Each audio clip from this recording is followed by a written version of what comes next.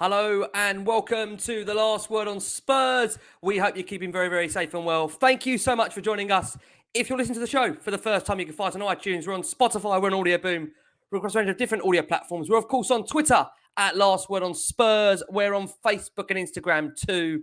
And we are here to provide you some post-match analysis to Tottenham Hotspur during 1-1 up at Anfield. And, of course, reflecting on what that means in the race for the top four. Of course, Arsenal getting a much-needed win for them this afternoon against Leeds United. Where does that leave the top four race as we approach a massive North London derby to come on Thursday? Got so much to come and got some wonderful returning guests. The originals of Last Word on Spurs bringing it back for this evening. Absolutely love it. Before we do bring on to our panel, just a quick shout out that we're absolutely delighted on Last Word on Spurs to be sponsored by the Beavertown Corner Pin. That's the Beavertown, of course, opposite the South Stand. They're doing some amazing screenings, as you guys probably are aware. A lot of televised away games. Had a big one last night for Liverpool away. That called that obviously their home when away feature. We know Frankie Major, one of our own, was down there. John Wenham was down there as well, cheering on the boys, of course, in a 1-1 draw. Not the result we needed, but essentially, we've got to say, great place to go down there. I know Jace, Lee, Crackers, myself, we've been down there this season. Brilliant beer, great company, and so many Spurs fans to talk with. So, again, as I said, great telly in the garden. You've got pre-match DJs playing, the fans' favourite, of course, Gimme, Gimme, Gimme. And I'll let you say the rest. We've got even smoke cannons going off if and when Spurs score. No, we don't want to go back to Nuno and the lack of goals. So let's keep those smoke cannons rising between now and the end of the season. Of course, you get the entire Beavertown range. And a man I know at the moment is cracking the laser crush for a month. Brings me nicely on to the wonderful Lee McQueen. Lee, how are you, my friend? How you going on, Ricky? Jace, Crackers, what authentic panel. What the originals of Last Word on Spurs all back together, or some of us all back together, of course, tonight. Buzzing, 1-1 draw. I know we're going to get into that. I think it was outstanding. Absolutely loving Beavertown and the corner pin. I am on the laser crush at the moment for sure. I'm not quite sure whether I'm going to be still on the laser crush by Thursday. It's what they're playing. It's what Tottenham does. Tonight when you leave at this moment, the way they're playing. That's it. And I've got a bit Jack Grealish. You can see I've got a hairband in. It's a long story. Let's not go into it now. It's not important. But going when the old Jack Grealish is in. I know Jace is keen to get off here because he wants to do the old cricket. I hope we ain't paid 100 million for him. That's for sure. Mate, no, definitely not. We've got a pint of Necco and a packet of peanuts, mate. That's happy days, son. That's what gets Lee McQueen. I must say, Joe, when you've got three talkers like this, who needs to do a show? We could just do this for an hour, not talk about Spurs if you want. Judging by the results today, well, Chaz crushed us. Pardon the pun there for Laser Crush again. Another sponsor for you. We've got the wonderful Mr. Cracknell back in the house. Rich, it feels like it's been a while. Love you back on, Rich. I know you're back in Lanzarote, soon to join us very, very soon, I know, in the coming days again. I am, yes, back home for a few days before I'm back again doing some more nights.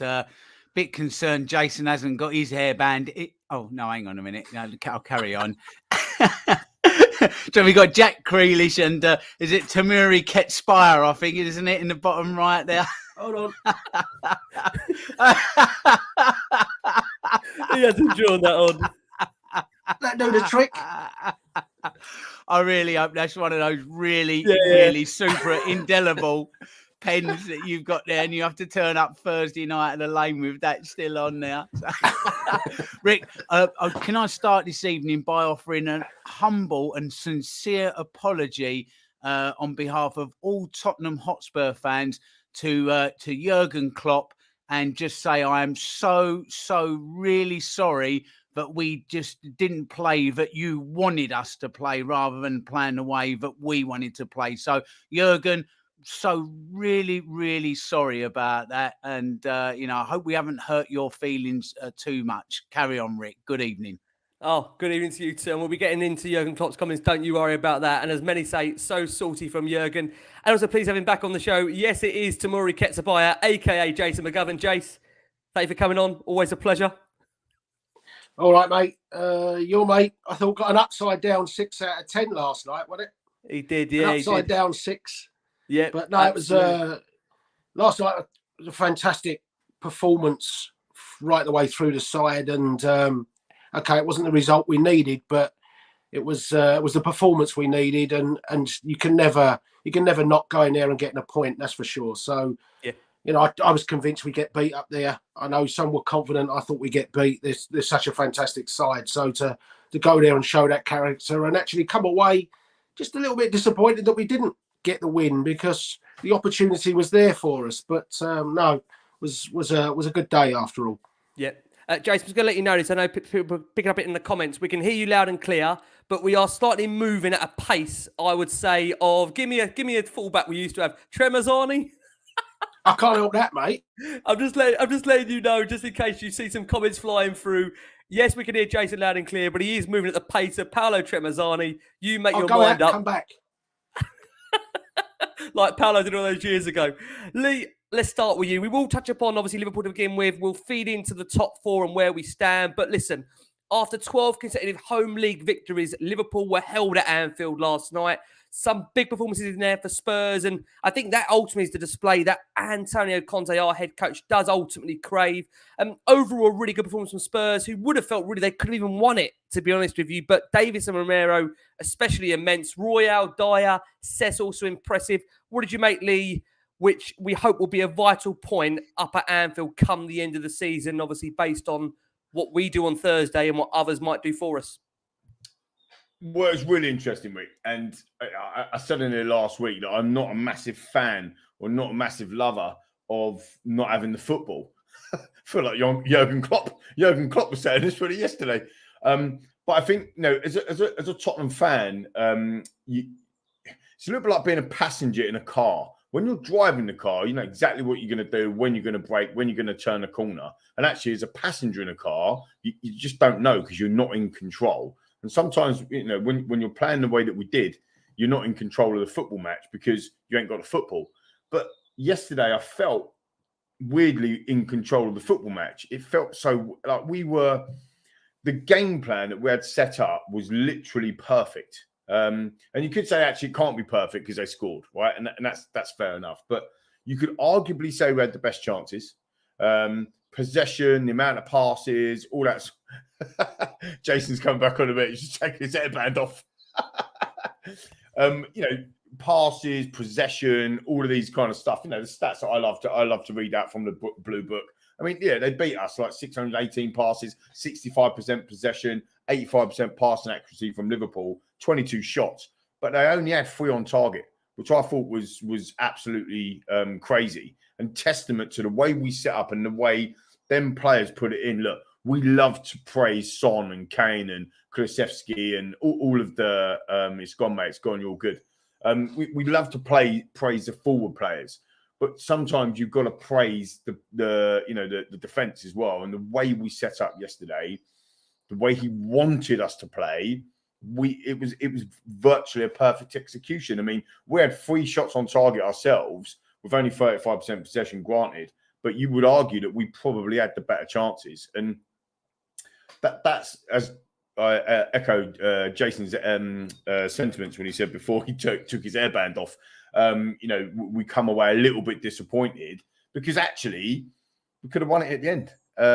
You know, and it feels a little bit like, you know, how many of us were waiting for that one of their corners to go in on the 89th minute, like Firmino did. Firmino did the other time around, or you know, giving away a dodgy penalty. But Cess has played twice against Salah this season, and twice, in my opinion, he's had him in his pocket. I thought he was outstanding. I thought Royale played like royalty, as I tweeted yesterday, and I think last one the Spurs tweeted out about Royale as well. He's had a lot of stick. When you put him in a position, what he's good at, which is basically defending, because that's what he was doing yesterday, he was very, very good. So, and although it was a bit of a hook or a shunt, as it were, he did get that move going to get the goal as well. So, I think Romero was a bit shaky in the first half. To be fair, he gave the ball away quite a lot. But again, I think that was because Conte was very, very clear in his pre-match press conference. You've got to be brave with the ball.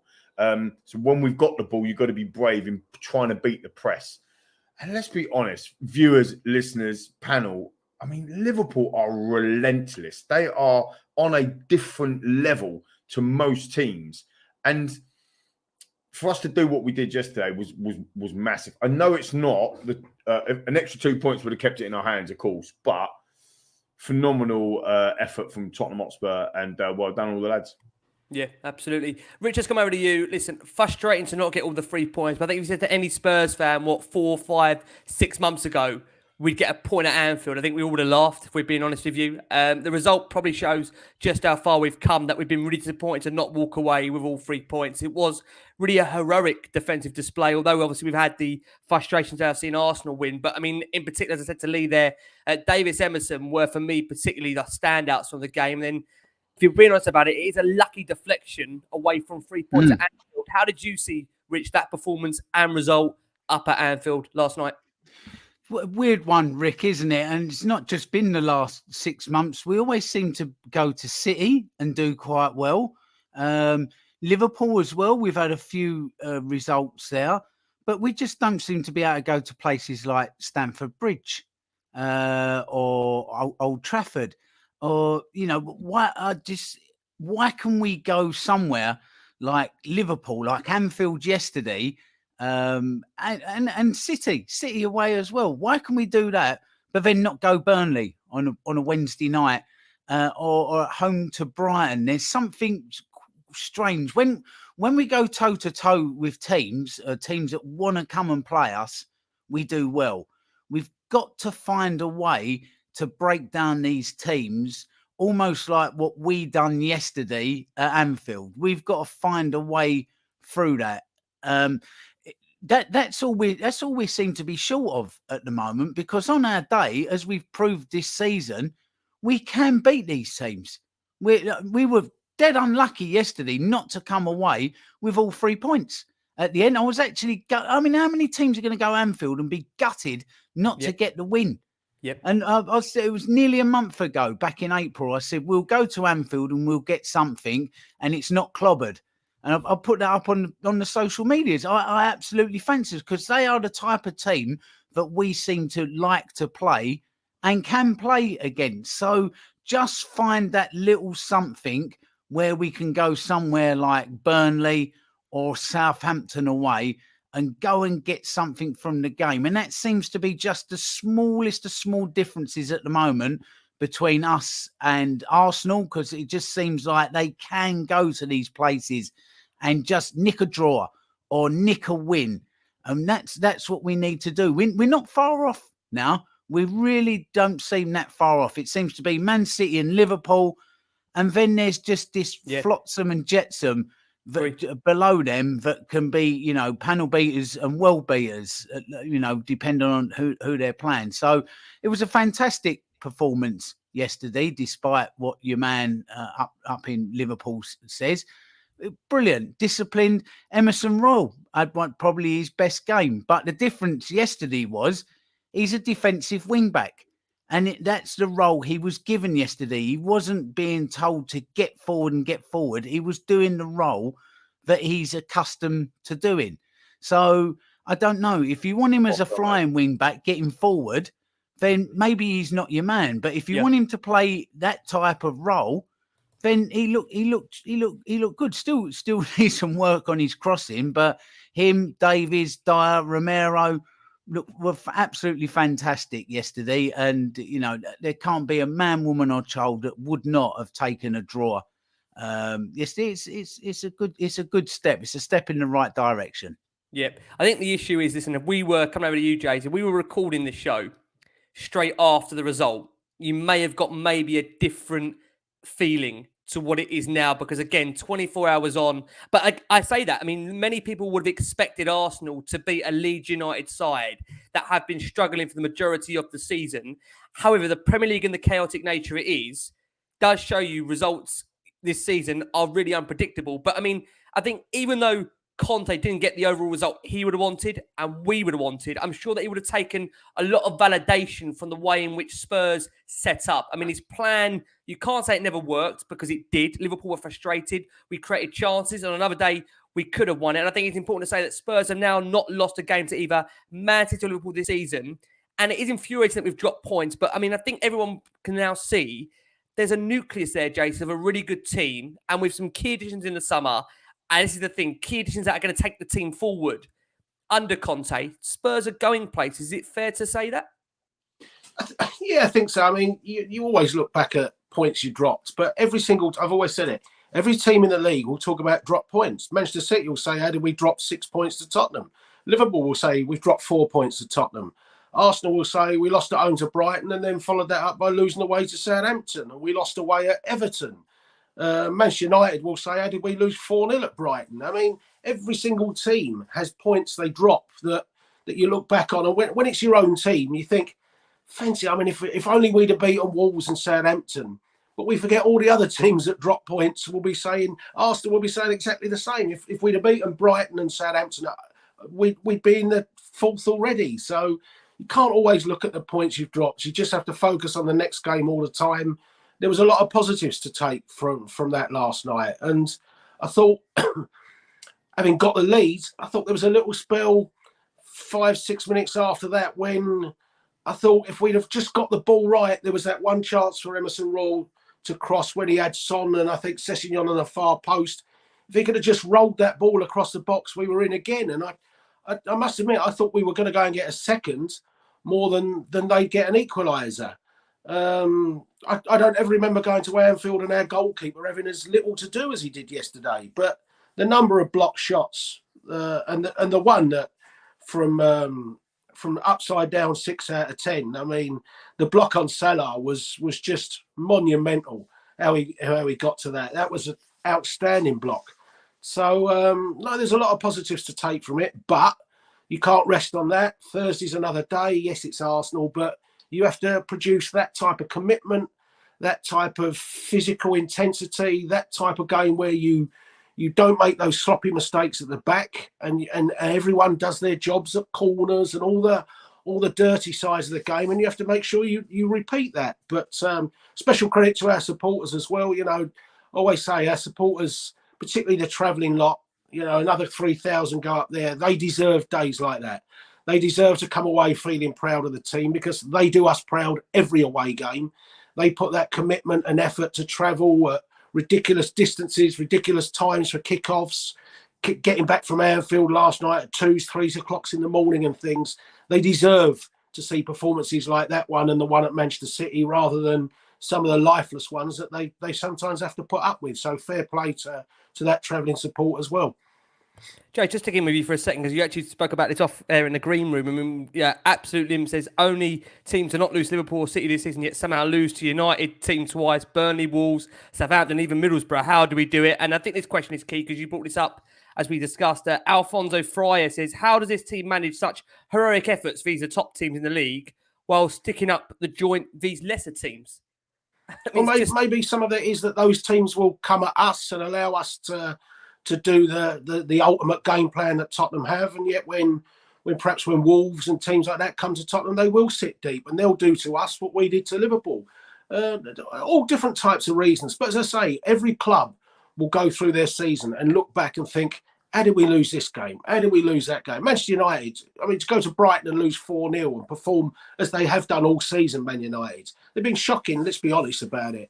So it's pointless. You have to try and learn from your mistakes, learn why you're not winning those games, try and sort that in the summer. If it's a lack of that last bit of creativity, try and bring that to the table over the summer. And that's all you can do. But it's pointless looking back with regrets. You've just got to look forward and get on with the next one. As I say, big game for us next one.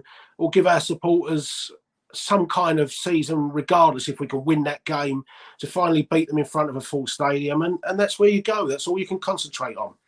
Jace, just coming in there, but if I can, Jace, you just mentioned there, give something for our supporters to go out on the Arsenal. I just want to say, I think a lot of this kind of top four battle is maybe papered over the fact that we've guaranteed top five.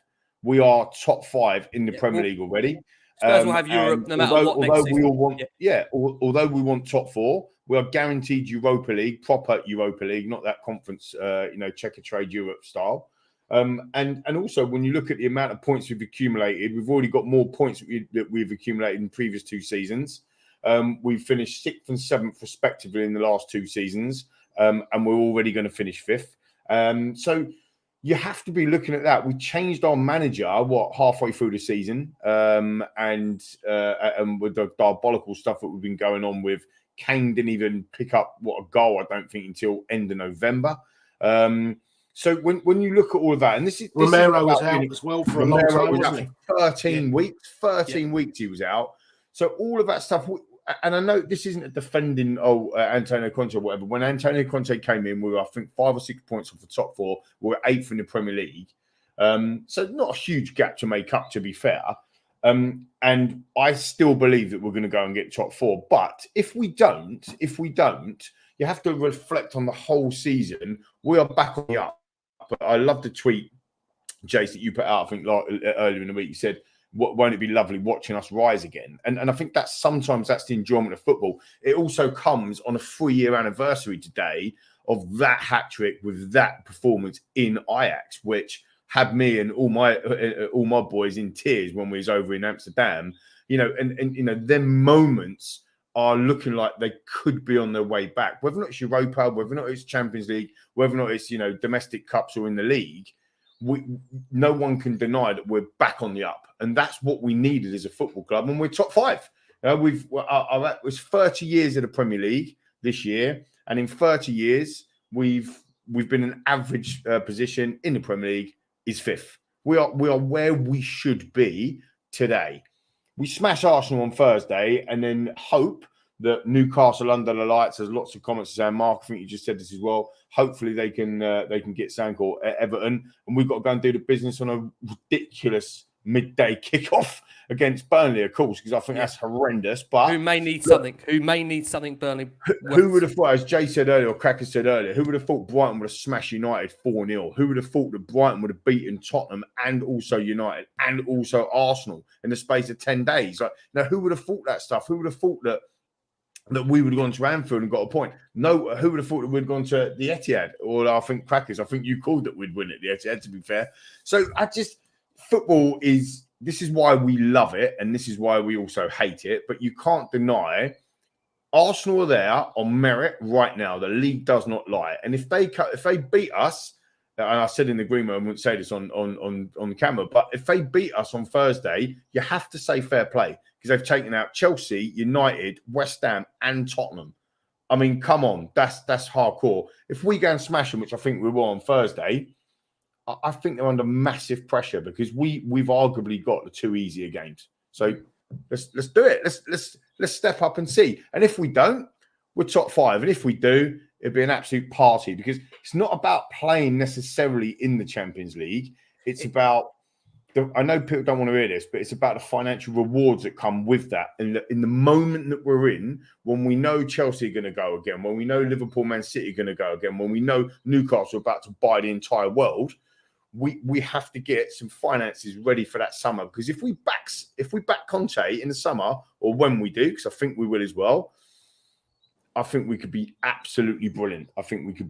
So let's see where we are. But we're 6 months into a project. Arteta's 3 years into a project. Klopp 7 years into a project. Pep 6-7 years into a project. I mean, we're just starting on our journey again. And I know that's really frustrating for most people on a journey that we're just starting. When we get 5th, or hopefully it's 4th, but if we're guaranteed 5th on a journey we're just starting, I think that's a very good return for this season. Rich, let's come over to you, because I mean, there's lots of talk is around obviously the top 4 battle, and obviously this shootout we've now got between ourselves and Arsenal. I mean, they today claim their 4th consecutive Premier League win. They've had 2-1 win over Leeds. Subsequently, before that, obviously beat West Ham 2-1. Before that, beat Man United 3-1 and beat Chelsea 4-2. And we know now if Arsenal do the unthinkable that we don't even want to think about and beat Spurs, of course, on Thursday, they will officially qualify for the Champions League, which I know makes everybody feel sick, the fact they can actually do it in our ground. How do you feel, Rich, now about where this top 4 battle sits on this Sunday evening? So Thursday night, the pressure's on and we've got to win it. And if we win it, it gives us a great chance of getting top 4. And if we don't do it, it's all over. So, but if you want to go into the Champions League, that's the type of pressure that you've got to put up with, because come next season, either us or Arsenal in the Champions League have got to start going to places like Bayern Munich, and they've got to go to the likes of Madrid and playing them at home. And, you know, if you can't deal with that pressure, you're going to get ragged around like a doll. So, like, start stepping up and dealing with it. And Thursday night, I do really fancy us. I really, really do fancy us to go out there and do the business. Now that's 1 point with 2 games to go. Arsenal have then got to go and win both of those games. If they slip up, we've got to go and win both of those games. If they slip, we're there. We do it. If we don't do it, I know a lot of younger fans than I, and even some same age and older. It's like, but we've got to be in the Champions League. No, we haven't. Let me ask everybody now. Would you want to be in the Champions League, get through the groups, you know, a few games, great, you know, the Champions League music's back and the glamour of it and everything. It is fantastic. But go out in the last 16 or go and do, you know, a similar sort of run to what West Ham's done this year and start getting into semi-finals of these competitions and maybe even a final of Europa. And I think, you know, if you offered me that, I'm taking Europa all day long. I'll take the UEFA Cup all day long if we get a good run into it and start getting some semi-finals or into a final. I'm not saying we're going to win it, but just that experience of it, rather than, like, you know, whimpering out six in the last 16. Because even with a great summer of transfers, we're a long way off a lot of those elite European clubs. So it might act as a nice stepping stone, the Europa, if we don't do it. Don't get me wrong. I want to do it. I do want to do it. But if we don't, that's cool as well, because I think that's sort of our level at the moment where we are. And I think we can, if we take it seriously, go quite deep into the Europa. So, you know, it's a bit of a win-win for me. It's not for everybody. I get that, you know, but so let's see. It's a massive, massive shootout Thursday night, but step up, go and do it. Go and show us what you're made of. Some of these world-class players, show me you're world-class. Go and win the game. These are the games. Yeah, these are the games. Yeah, I mean, yesterday in that game versus Liverpool, like Jason said, just after we scored, for that 5 or 6 minutes, it started to look like we might get another one, but we was a little bit rabbits in the headlights yesterday when we was in possession. We didn't look our normal settled self. It was almost like, oh, we've got some possession, but it's against Liverpool. And we sort of played within ourselves a little bit. We didn't get out there and go at teams like we have done when we've gone one up and got some further possession. We just looked a little bit frightened of our own ability to go there and go, all right, we're one up. Go on then, let's go again. Let's be brave. I don't think we was quite brave enough on the ball yesterday. So that's something we are going to have to learn, and that's something that we're going to have to do in the Champions League. So I'm really looking forward to Thursday. As I said to you, I fly back in on Wednesday. I'm there Thursday night. I'm really, really looking, because that's what we all get into this game for. This is what we live for. So let's go and do it Thursday. Then it's game on, isn't it? What a way to finish after the start of the season under Nuno. You're thinking to yourself, oh, do you know what? We might get on the page one of teletext here rather than like the bottom half. We weren't even a shot on target. I mean, this is the weird thing, you know. Exactly. We have to be honest. From that to now is fantastic, but that's because it's settled. We didn't have a shot on target against Brighton or Brentford. But it's settled, Rick, isn't it? Look at Man United. Yeah. It's like the players that they've got there. But it's a basket case at the moment. It's unsettled. The ball's like, you know, at 6s and 7s. There's a manager that's sort of coming that isn't a manager. Now somebody else is coming in. And Liverpool, Man City, even Arsenal to a degree are settled. Look what's happened at Chelsea since everything that's gone on. Yeah, They've blown I agree. up because I think it's that's- unsettled. yeah. Get that settled structure. That's Yeah. what you need, and that's what Conte's given us. I think that's why also, Rich, I totally understand where you're coming from in terms of the tiers of those European competitions. But I think where I stand for me is that keeping Conte, and it might not be key Champions League, but I think the kind of caliber of players that he wants, because I think we've had a discussion before that Conte is a win now manager. And I'm not convinced that Tottenham as a club are a win now club. Therefore, I think for the first time ever under ENIC's tenure, they are going to have to change their structure for Antonio Conte, because Antonio Conte will not change for Tottenham. And I'm very, very intrigued to see whether Tottenham Hotspur under ENIC over 20 years are going to change for one manager. History would tell you not. History would tell you not. Whether they will do is another question. That's why I think for me, the Champions League and securing that is absolutely pivotal this season. When you think, because United, they're going to strengthen under a new manager. As Lee said, Newcastle are coming. Liverpool are going to strengthen. Obviously, City are going to strengthen as well. And so will Arsenal. And if Arsenal in the Champions League, that almost gives them a kind of a hook up above us. But I mean, I've got no doubt, a Conte attracts big, big players. He does. Jace, just want to get your view on where you sit on the top four battle, because I know, listen, many will feel the fact that we've literally watched Chelsea, United, West Ham, Leeds all roll over for Arsenal in the last few weeks. However, having said that, you still have to win those games, and Arsenal have won those games and are in the box seat. So how do you feel now going into Thursday with the pressure really on Spurs, who simply have to win? Well, the first thing about the rolling over business, Leicester rolled over for us last week. If you looked at it, didn't they? Let's be honest. And when we played West Ham, it wasn't the normal West Ham. When we played them, they were on the back of the Seville game. They came, they were nowhere near the West Ham we normally see at White Hart Lane. So, there's teams you could... Did Newcastle roll over for us? Lost 5-1. Did Everton roll over for us? Lost 5-1. They were one up though, Newcastle, to be fair. They were one up, obviously, Newcastle. We had to come back into the game. But I know you're coming from. All I mean is it's very easy to say these teams roll over for everyone else. You can't accept whatever happens elsewhere happens elsewhere. It's about us. And, I think the project, for Conte to really get what he wants, I think the top four would help enormously, because I get the point. Have we really attracted a Champions League player off of being in the Champions League? Probably not. But if we were to go for a player in the summer that wants Champions League football, it's going to be hard to convince them to accept Europa League football. But you can't panic about other teams going to go and strengthen. Other teams are going to go and strengthen. There was a team that finished second, and they added Ronaldo, Varane, and Sancho, and they're going to finish seventh.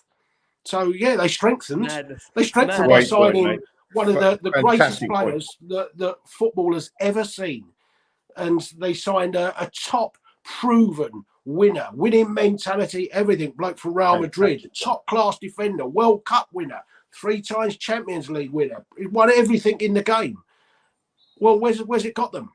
So, and at the end of the day, you'll have 7 or 8 teams that strengthen, but only 4 can finish in the top 4. It's as simple as that. They can't all do it.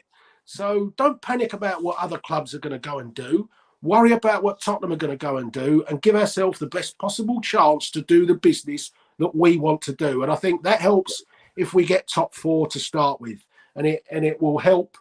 I don't think there's any talk about Kane leaving if we get top 4 and things like that. So let's just concentrate on ourselves. Yeah, absolutely fair point. What we will do at this time, before we dive into Jurgen Klopp's post-match reaction, which I know crackers cannot wait to dissect, we will go for our first break of the show for our listeners on audio. I must just say there's nearly, 600-700 of you watching us live across all our platforms. So thank you so much. Sunday evening. We've not seen the results we want to end the Premier League. So again, thank you so much for all your incredible support for Last Word on Spurs. It's down to these guys here, like I say, people like this, the originals here, like to Lee McQueen, Jason McGovern, Richard Cracknell, that have been with us throughout the whole season. And I know they can't wait for a break in the summer. I'll tell you what, I can't wait either. So we are weeks away. I'll leave you boys 3 months to doing the transfer specials. Well, you know what? When Rich The passes back cricket's to on. me, The Rich cricket and the passes. golf is on. When Rich passes back to me last summer, I got given Nuno. So imagine how I felt. You know, I talk about drawing the shortest straw. If they're even, you can even call that a straw. My God, what a straw that was to draw. So we're still getting over that for God's sake. But guys, you all know as well, we've been absolutely delighted to be sponsored by NordVPN for across the whole season here on Last Word on Spurs so far. Nord is a easy to use, secure, fast VPN. We've called it the hurricane of VPNs, incredible in all its facets, with the device protection of Christian Romero and the internet speed of Heung-min Son on a good day. They've got over 5,200 servers across 59 countries around the world. They automatically select the best server for your location loads or your specific needs. We've got a discount at the moment that we're running on Last Word on Spurs, which you can see on the screen here. So if you go to the following of www.nordvpn.com/LWOS, you'll get yourself one additional month for free. I think this is great when you're going through the airport. You want to avoid all those dodgy connections. And like Jason, you want to watch that cricket overseas, anywhere around the world, football around the world. NordVPN is where you want to go. And Jason, take that look because I know exactly where you're going after this. Straight on the cricket. Bit of Thai volleyball. That's what you want to see. Bit of Thai volleyball. He's always got something on. If it isn't the cricket, it's Thai volleyball. How can you keep up with this guy? You're Formula One in a minute, and come on. Underwater soot juggling from Kazakhstan. Jason's off to watch after this. So. But Rick, do you know what? I actually use Nord where I live. Don't tell Nadine Dorries, and I get to watch like Channel 4 and everything like that. She'll be after me, so I'll get sent to Rwanda if I start owning up to things like that, won't I? But listen, it's fantastic. It works really, really well. To be fair, so yeah. And I've not been paid for that, by the way. Can I have a 3-year subscription? Thanks very much. But Arsenal have been telling you to visit Rwanda all summer. For about 4 seasons they've been on about Rwanda. I think also just for Wayne's comment there, I mean, it's funny, I'm already being asked about transfer shows for the summer. I think, Wayne, we can't put Jason through summer transfer shows. So that means Lee McQueen and Crackers will be stepping up to cover as many as they can. So don't worry about that at all. Guys, we have to react to first we'll react to Jurgen Klopp's post-match press conference yesterday. Then we'll talk about Liverpool in a bit more detail. Lee, let's start with you. So Klopp was massively critical about Tottenham's tactics after the 1-1 draw at Anfield. He said, "I'm sorry, I'm the wrong person for that." When he was asked about the style of football Spurs were playing on the night, he said, "I think they're world-class. I think they should do more for the game. I think the game against Liverpool, they had 36 to 38% possession. It's not my problem. I cannot coach it," although he forgot that he did beat Spurs in a Champions League final only a couple of years ago. He said Tottenham's game plan works, but they're still fifth. Heung-min Son and Kane were completely rested. That's why it was so hard. Lee, what did you make about Jurgen? I mean, I've just come across him. He's just not a very good loser, is he? But Liverpool fans probably love him for that. Yeah, I think that's it. I think he's not he didn't lose, to be fair, yesterday. He just, he maybe lost the title after Man City's demolished Newcastle. We're hoping to do us a favour next week or whatever. Crazy football stuff. Yeah, look, he didn't lose yesterday, did he? But he might have lost the title. So, yeah, he just didn't. It didn't go his way. I mean, he's a winner. The guy wants to win. This club, Liverpool Football Club, could do the quadruple. I don't think they can now. And actually, this is why we're talking in agreement about fine margins and people lose their, excuse my language for the younger listeners, but people lose their shit over Tottenham like so quickly. We're talking about transfers. We ain't got in the Champions League yet. I mean, come on, like sort it out. I think generally, honestly, I think this is part of the problem with even us on here, the viewers and listeners of fan base, talking about things that might happen. We don't know what's going to happen. Let's just concentrate on Thursday and get the job done, and then see where we go. And I think it's part of the problem, you know, with Liverpool. Everyone's talking about, you know, all the media hyping them up quadruple. They could walk away this season with the League Cup. That's still a possibility. They could lose the Cup final, they could lose the Champions League final, and they could lose the Premier League. You know, this is fine margins. Like, you could be that good for that long and be that relentless and walk away with the League Cup. Do you get what I mean? So for me, yeah, look, he's a whinger. And of course, with our Tottenham hats on, we're going to sit here and say, oh, you know, this, that, and the other, this, that, and the other. But, you know, he had a go at Atletico Madrid, didn't he, about doing it? He's had a go at us about doing it. He was gutted. He got outsmarted by Conte tactically, and that hurts him. So he's gone on the defensive. and gone on the attack from the defence, if that makes sense. So he don't bother me, to be honest. Like, fair enough, he's doing what he's doing. They're way ahead of us in terms of their project, way ahead of us in terms of their levels, and he's got frustrated by a team that is set up like a lower level team. But we just realised that we're not near their level yet, so we've had to set up in that way, and it worked to a certain degree. I mean, the thing is, if you go play Liverpool the game they want, it could be a cricket score. So it's just insanity, really. I mean, Rich, just before we go to Cracker, sorry, there will be a time where we will go back head to head with Liverpool and start smashing them 4-1 like we did at Wembley. There will be a time when we get back. Cycles. Football's cycles. We're just not there yet. Yeah, Football is about cycles. I've always said that. Rich, come over to you. Listen, you wanted to make you made your feelings very green in the green room, so you can make them clear in the live room as well here. Because I think to suggest that for Spurs, only one way of using world-class players like Kane and Son, I just think it's very sour grapes from Jurgen Klopp. I mean, as Lee said there, he's not the greatest. Not the greatest person when things don't go his way. Are you massively surprised, Rich? Because we have seen this before from him. Yeah, he's got form for this, hasn't he? He comes into the press conference with his Beatles T-shirt on and his cup of tea, and there he is. Oh, I'm a really great guy, and smashes flashes that smile of his he's now got because he's had all his Nashers done, and but then things like yesterday happen. And then you just get to see behind the mask a little bit, don't you? You get to see this. Don't get me wrong, he's a great manager. Look what that team's doing. But I just cannot get that he's moaned. Teams are going to come and do what we done yesterday. You can't go toe-to-toe with them.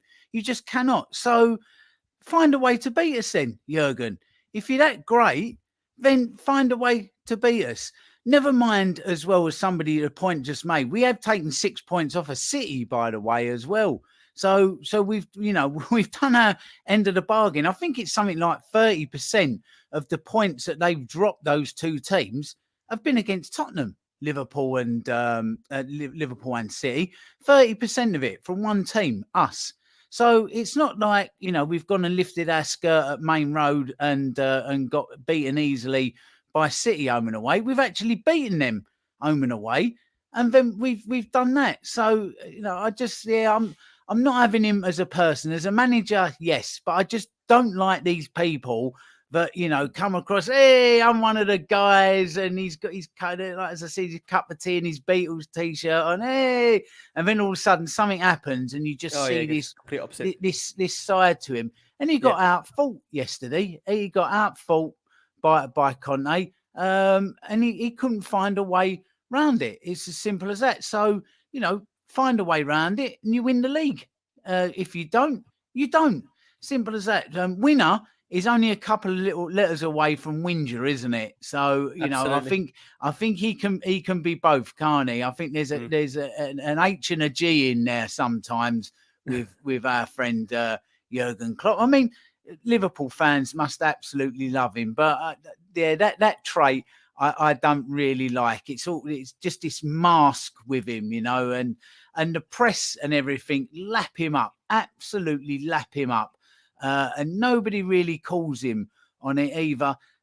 Yesterday, I mean that tackle from Fabinho, the elbow.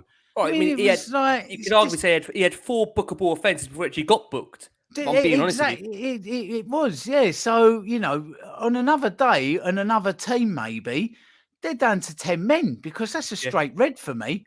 I mean, why has that not gone to VAR? So they're down to 10 men. So I think he's lucky. It's absolutely disgusting. It was absolutely disgusting. I watched it back. And then I've tweeted about it as well. It's gone mad actually on my Twitter. It doesn't often go mad, but it did on this. So it'd be interesting to see what the viewers and listeners are thinking of as well. Just open this up as you brought it up, because that was a full on, in my opinion, full on, nowhere near the ball. Looked where he was. Well, it's reckless. Full on elbow in his face. Yeah, it's reckless. A total red card. I mean, he's fallen down. He's hurt his shoulder, I think, Sonny, but he could have smashed his jaw. I mean, he's done him, Lee. He's looked at him. He's done him. He's not caught him by accident. He has done him. he has proper done him. That was premeditated, nasty. But yet, Klopp's not seeing that for some reason. He's just seeing that we're being like, not lifting our skirts for him. So, I don't know if it's, I don't know whether it's sinister to say that you just don't get those decisions up at Anfield. I think they've not had a penalty against them. I don't think anyone can quote me on this. It's certainly over a season, maybe over 1 or 2 seasons. I mean, Jason's come on to you. We'll talk about the Fabinho incident in a bit more detail shortly. But, friend of the show, Ali Gold, I saw him actually tweet back to Gary Neville's comment in terms of him saying that Conte wouldn't fit Manchester United's profile. And Ali's comment back, I thought was great, was he said, what was the game plan built for the match? He said it almost brought all 3 points. And in Conte's 25 Premier League matches with Spurs, they scored 51 goals. That's the 3rd highest in the Premier League, just 7 less than Liverpool, 30 more than United. So surely being tactically adaptable is a good fit for anyone. Could you understand Klopp's frustration, or is that the fact that, Mike's whisked in his face straight after full time and he's angry at the fact they haven't got all 3 points? Just on Gary Neville's tactics, I mean, Manchester United picked 5 at the back when they went there a couple of weeks ago and lost 4-0. It was exactly their game plan to do what Tottenham did. Look for Rashford on the break. That's exactly all they did. And they lost 4-0 and could have lost 15-0. And they did that at home at Old Trafford and got beat by 5. So, I don't worry too much about what Gary Neville says. He has his own agenda, and that's up to him. I don't know now if he's a football pundit, a politician, or whatever he is. So it's put the mute button on with Gary Neville's on. But in terms of what Klopp said, I would imagine most teams have gone to Anfield with that type of game plan. Sit deep, try and frustrate the space. And, when we have that, let's be honest, we have a lot of teams come to Tottenham and play that way. And when it doesn't work for Tottenham, who do we criticise? Do we criticise the opposition, or do we say it's up to us to find a way? And that's what he has to do. And the only thing I would remind supporters of is when it happens to us, and it can be, I'm not necessarily thinking about this season, it can be the teams like Wolves that come there and get everyone behind the ball. It can be, I don't know, Southampton. It doesn't really matter which the team is. We always say, if only we had pace and width, and if we only had game changers on the bench. Well, they have pace and width, and they have game changers on the bench. Sometimes, it's not that easy.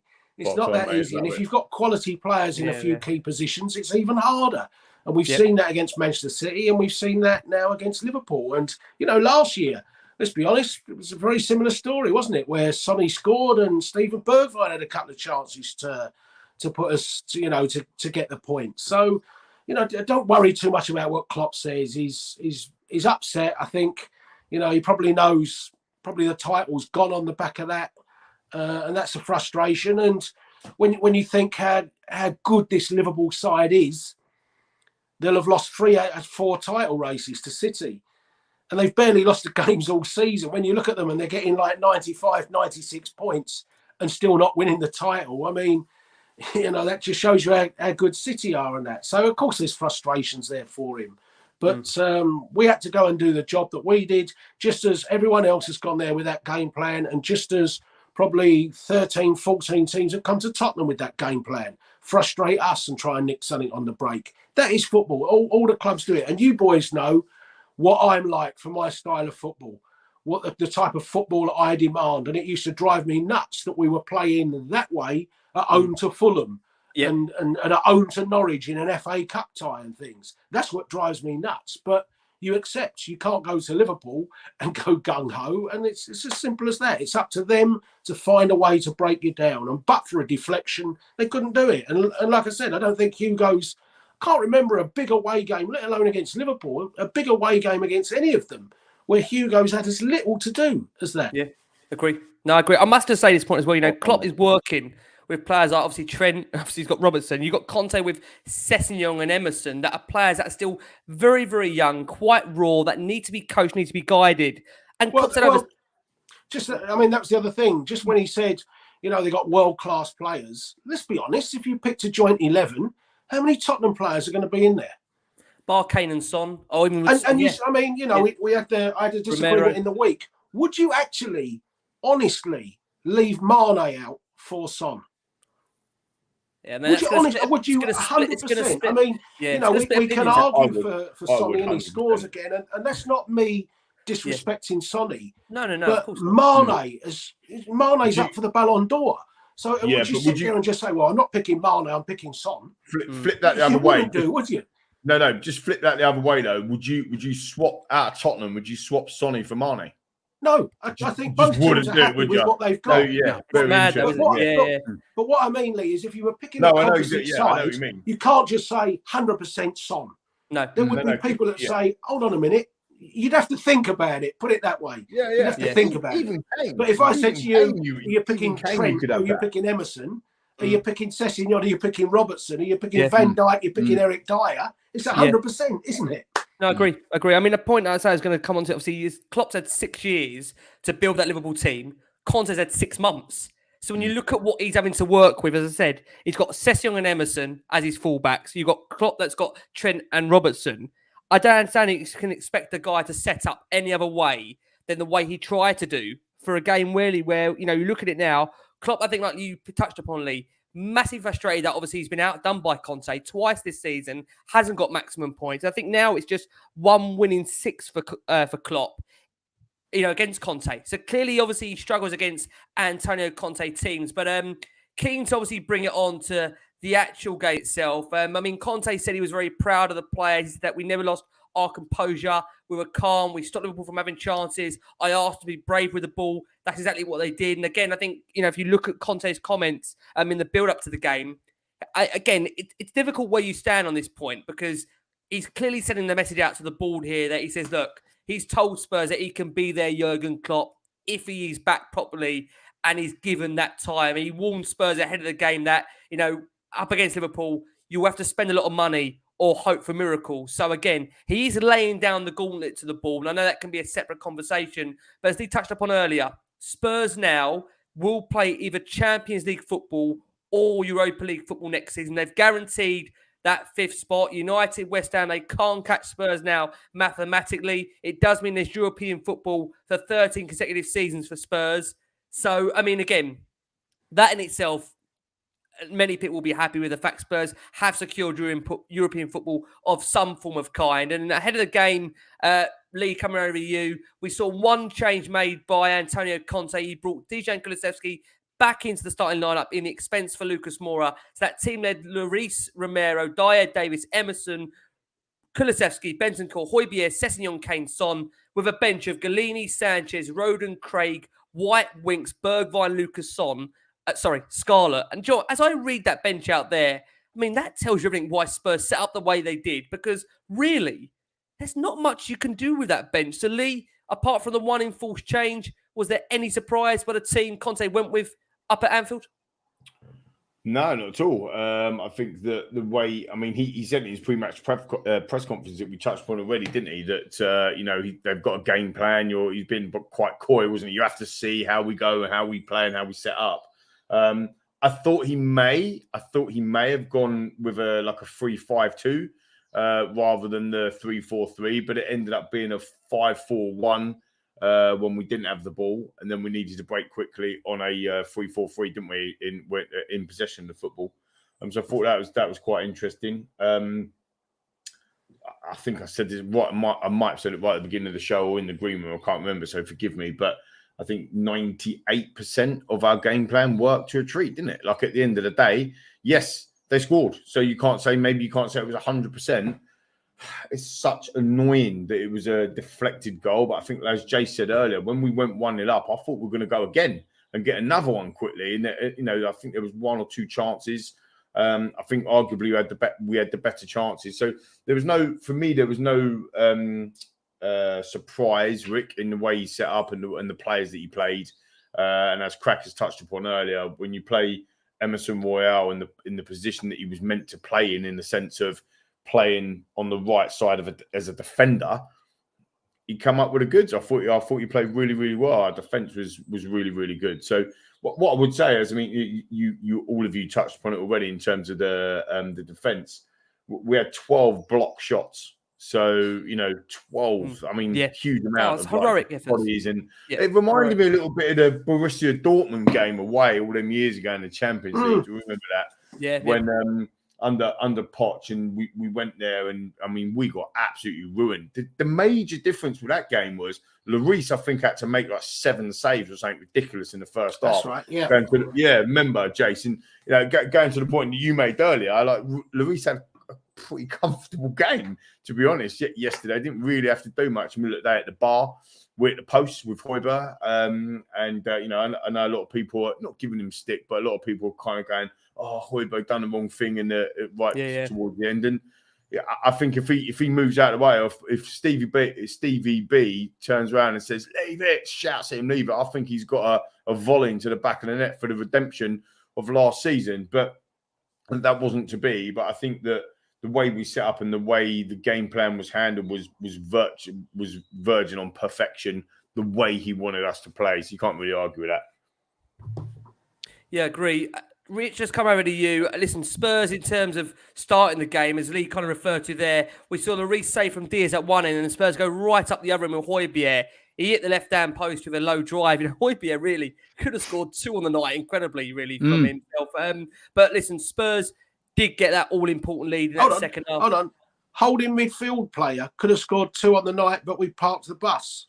Well, okay. Isn't it?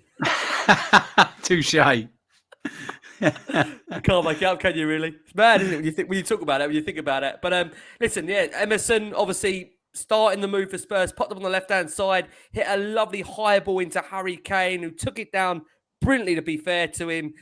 Drived on with the ball, fed it out to Cess, who didn't panic, kept his composure, kept his calm, fed it into Son and made no mistake. And I think all of us couldn't believe the fact 1-0 up at Anfield. And the question was, could we hold on? But most importantly, Rich, we'll talk about that shortly, but great team goal, wasn't it, from Tottenham?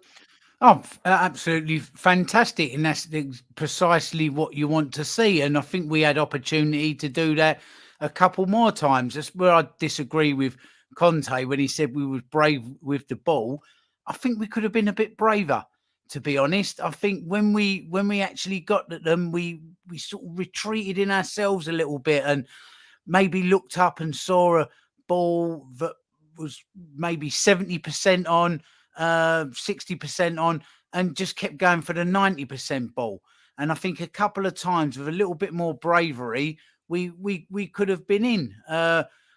Like with Højbjerg holding midfielder, but he had 2 great chances. That's that tiny difference. That's where you've got to go and get that second goal, where a player in Højbjerg's position needs to bury it, got to bury it. Bergwijn's got to give Højbjerg a shout, or Højbjerg has at least got to work the goalkeeper. Got to work him. So these are these small adjustments, these small tweaks, maybe an improvement in personnel. You started off talking about the team that was picked. Picks itself, really, when you look, when you see what was on the bench. Maybe you give Stevie Bergwijn a few more minutes. He just keeps getting these odd 4 or 5 minutes at ends of games. Don't know, maybe give him a 15-20 minute run. He's certainly got it in his locker. That's for sure. It is there.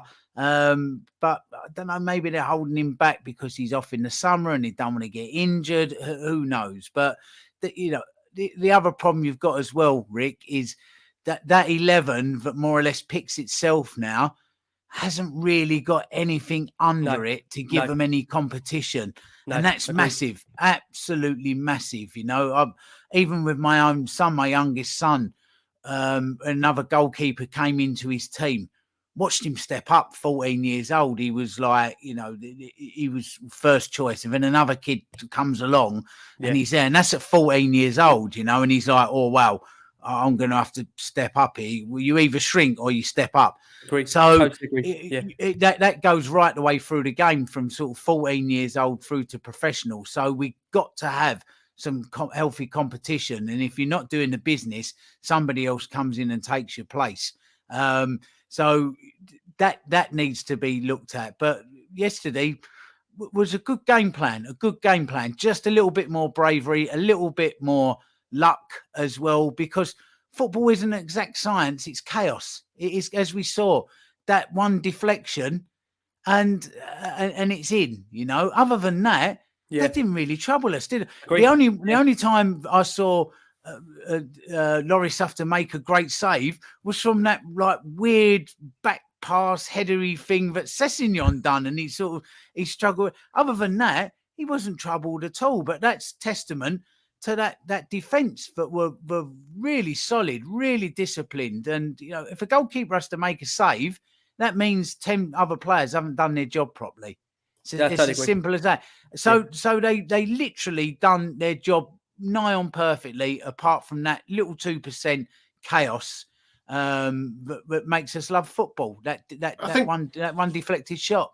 I think as well, you should give a little shout out for Davinson Sanchez coming on, because to come into a game like that and have to pick the pace up, and we've seen him struggle in that left-sided part of the role before. I mean, Moura turned him inside out a couple of times, didn't they?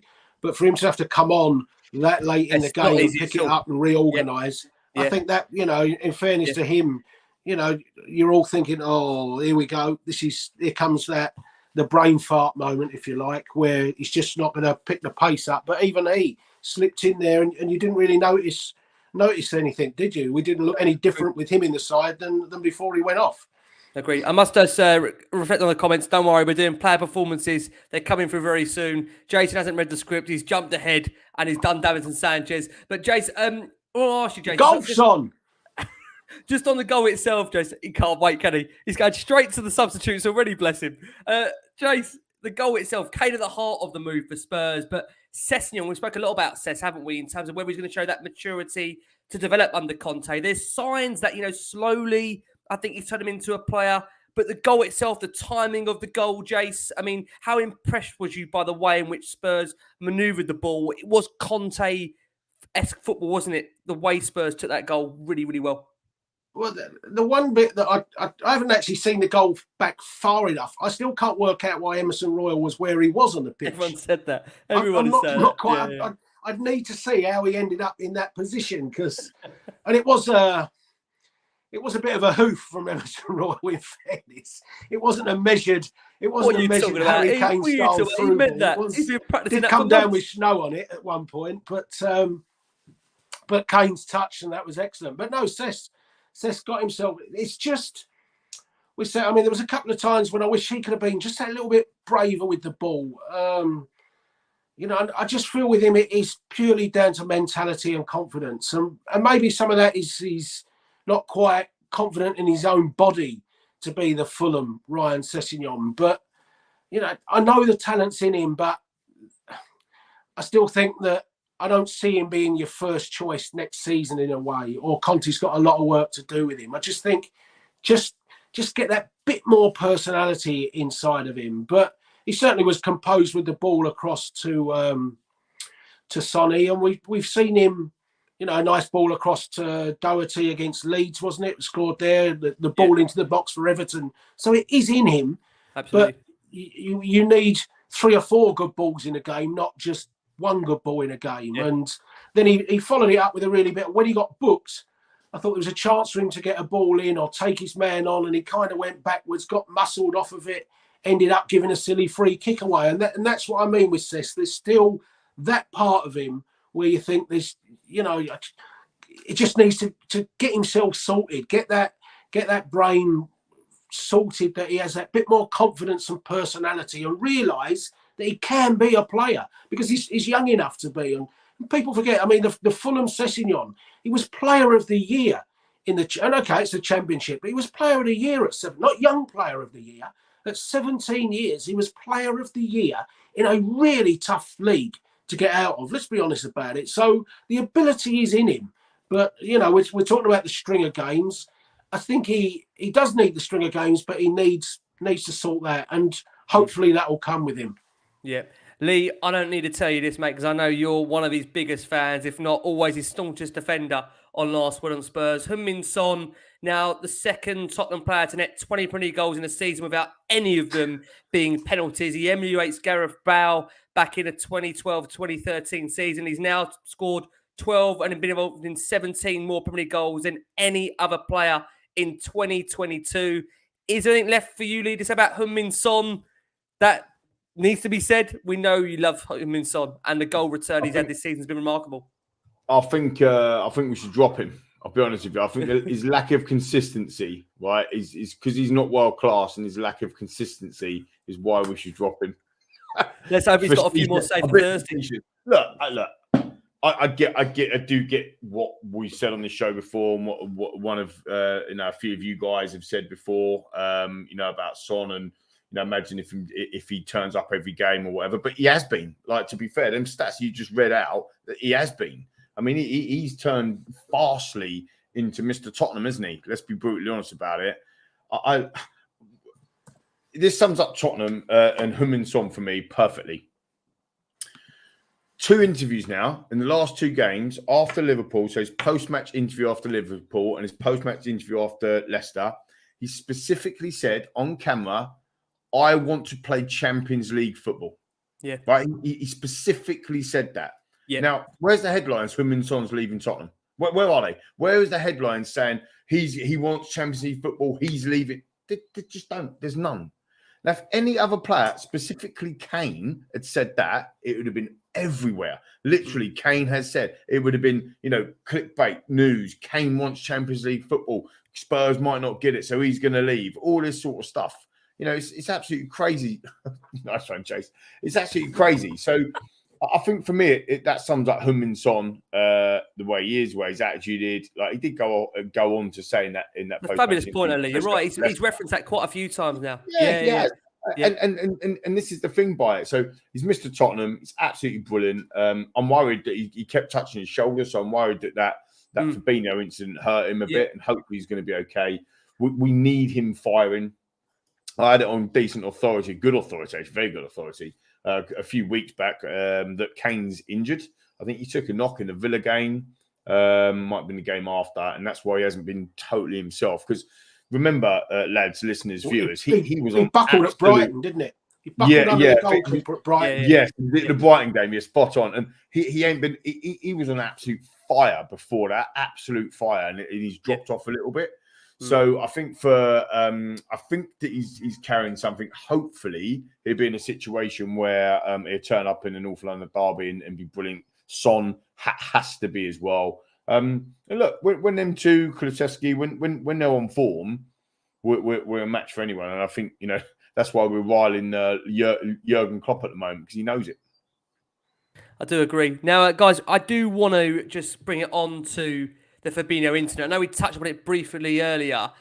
Rich, coming over to you. I mean, listen, I've got to flip back to that for a second, because there was, Fabinho, that was 4 or 5 challenges on the evening that many of them could have been seen as yellow cards. And, just the nature of it. I mean, you've said it, Jace, you've seen it. I mean, Lee, you've watched it back, and so have you, Rich. It just feels that's a red card any other day of the week. Can you give an explanation, Rich, as to why he's on the field still?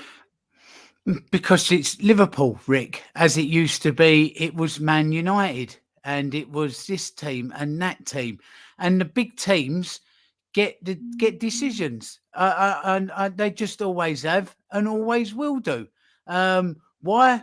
I don't know. I'm not going to go as far to say there's anything malevolent going on, but it just always seems to be that the media, there's always seems to be a media darling team, doesn't there? It was Man United for a while, then it was City, now it's Liverpool, and they just do. They just do. I mean, if that's Southampton or Wolves or anybody else, it gets. I mean, even today, Aylin's sending off got looked at by VAR, and off he went. But yesterday, Fabinho's didn't. So I don't know. Maybe this is something that you have to get Mike Dean in to explain, or I don't. Maybe you get a referee.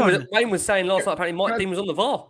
Can I just say, I don't know, crackers, and I don't know if I'm even allowed to say this. I've never had this before. I've been looking down at my phone quite a lot for the last 20 minutes or so, and the reason why is because I just got a DMCA. Never had one before in my life. A DMCA on Twitter, it's like a YMCA. Basically, the Premier League have taken down my tweet about this incident. They've taken it down. And basically, what they've said is they've said it's copyright or whatever, but it's had 3,500 hits and 664 retweets. And I wonder, it's Royals and people, they've taken it down. because it's blatant. You can't. It's blatant. Because they've done that on the copyright issue because you don't have a like that. That's what they'll hide behind. But just Rick, it's always been thus, hasn't it? But even we get it when we play a team in a lower league to us. Sometimes we'll get decisions that you think to yourself, I don't know, that's not right. You know, really, we should have that should have been a penalty to Tranmere or something in the cup. You know, it's just always those bigger teams, the darlings, the ones right at the very top. They do get decisions, but that's a strange one yesterday after the way he's marauding around and putting it about Fabinho, and then that as well. If you're going to have VAR, use it, but you've got to use it fairly and consistently. And it just isn't. It just isn't. I don't know why, Rick, but it has always been thus. Yeah. I'm just laughing. Spursy vibe there. Well, none of that DMCA and the muscly. Don't worry about it. I just find it. I think it's wild me a bit because I've never had it. I've never had it before. But we've obviously got under somebody's feather, like some people's feathers, or some, maybe not. But it's so blatant when you watch it back. I've had to delete the Jason looks massively concerned, doesn't he? No, but I mean, I'm actually talking about the incident, like as you're saying, Crackers. Absolutely. It always seems to be not just us, but you know, like you say, like the alien, everything. Like, why isn't somebody else looking at that from a VAR perspective? And I'm not saying there's any corruption going on. Well, that's a big word to use. I'm not saying that. What I'm saying is maybe it's unconscious bias, right? So unconscious realise bias. you're doing it. It's exactly that. You don't realise you're doing it, but it's there. And Fergie used to do it all the time, Rick Lee, and listen, all the time. I mean, when he got knighted, nobody ever called him sir. I don't think he quite liked the title that much. That was just not his thing. But if he ever got on a disciplinary and had to go to the FA, he insisted that the disciplinary board called him sir. And he's all these little things that they do. Yeah, Fergie always insisted, but that disciplinary board called him Sir Alex. Nobody else was made to call him Sir Alex, but the disciplinary board was.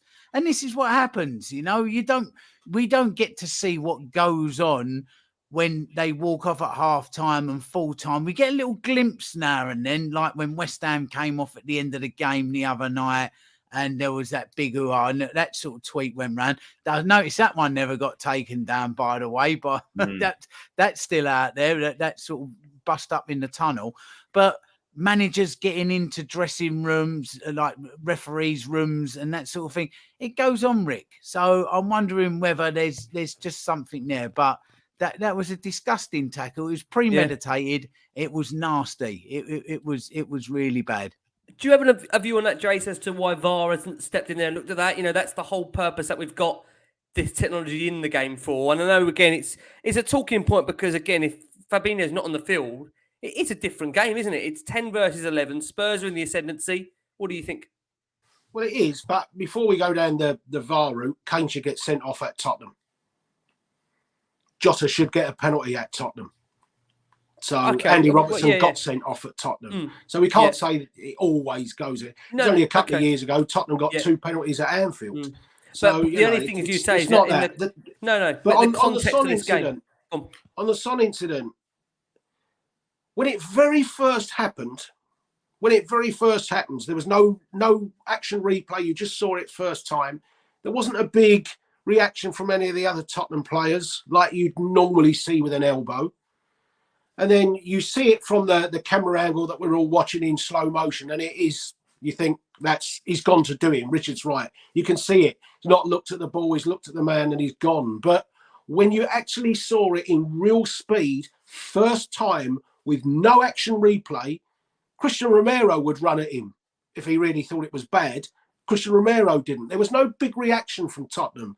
So I don't think it necessarily draws the attention of the VAR official as being, Christ, we've got a big one. Whereas the Luke Ayling one today, that immediately gets all the players are running from all directions over there to sort it, which immediately kind of puts the VAR official on red alert. And it was only from that that one camera angle where you really see the intent. Now, you could say that that camera angle was up quick enough and maybe something should have been done, but I can understand why the referee at real speed, one angle, one look in the pace of the game didn't necessarily think that's a big problem incident. So I think he's a lucky boy because of the replays, and I can understand our frustration. As I say, I think it is red, but it was one of those that at the time when I first just saw it first off, I didn't see a big problem with it.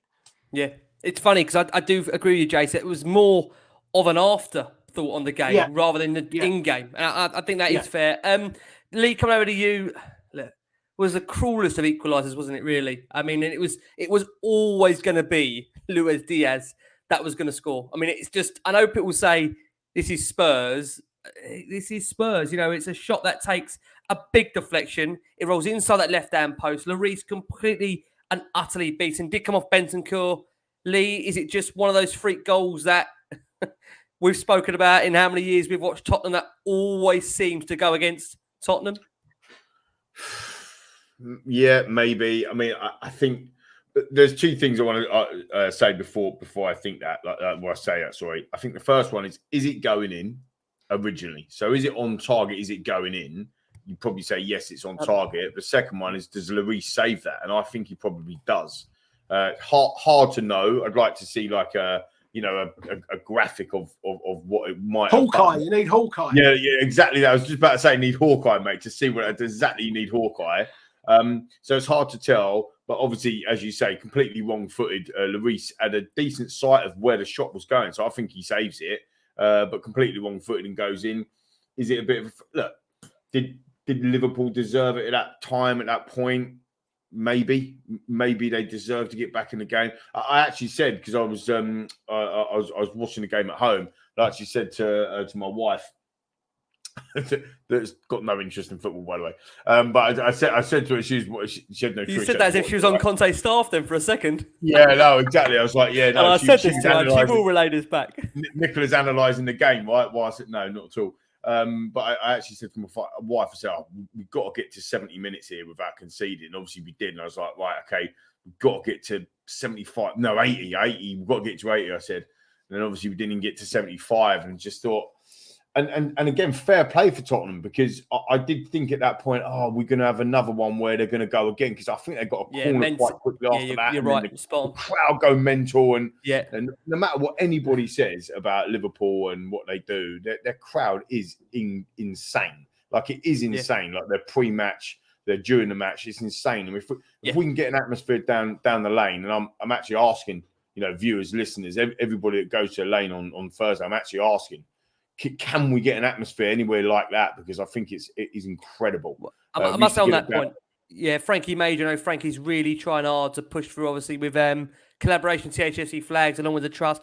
Can we get, some form of a big cop-style flag going in that stadium? Not that it's going to make the change in the result, but we just need to make that atmosphere really, really intimidating. Yeah, we'll come into it on the Arsenal preview towards the end, but we need to do something, don't we? I think that's clear. We do. And again, I gave him a shout out last week, and I'll give him again a shout out. Spurs song sheets, they've been working really hard and getting some really good stuff going on as well in collaboration. So look, let's see what we can do on that. But I mean, I did think, oh God, is this going to be, because we've worked so hard to be in front and to be at that point at 75 minutes, and then it's 1-1, and then you're thinking, are we going to go and concede another one? And fair play to us, obviously, it didn't go that way, but it was a bit of luck, like to be honest. And I think you boys touched upon it earlier when Klopp turns around and says, I can't teach football, I can't coach football like that, whatever it might be. He's got out of jail from a deflection. In the end, isn't he? Agree. I mean, that's the difference. When you look at the overall picture, that's the difference. I agree. Exactly. Rich, just to close this segment of the show, huge chance at the end for Spurs. Emerson crosses in, unmarked Højbjerg, heads it backwards rather than a goal or a cross to Kane. It's just, maybe that's the player you don't want it to fall to, Højbjerg. I mean, Rich, is there anything you can say about that moment? Do you have to hold that? Do you hold that against him? No, It's hard to, isn't it? It's fallen to him. He's a professional footballer. He's trying to turn it in. If he turns it in, wow! I mean, we're building statues to him, aren't we? Today we're putting one up down the side of the south stand.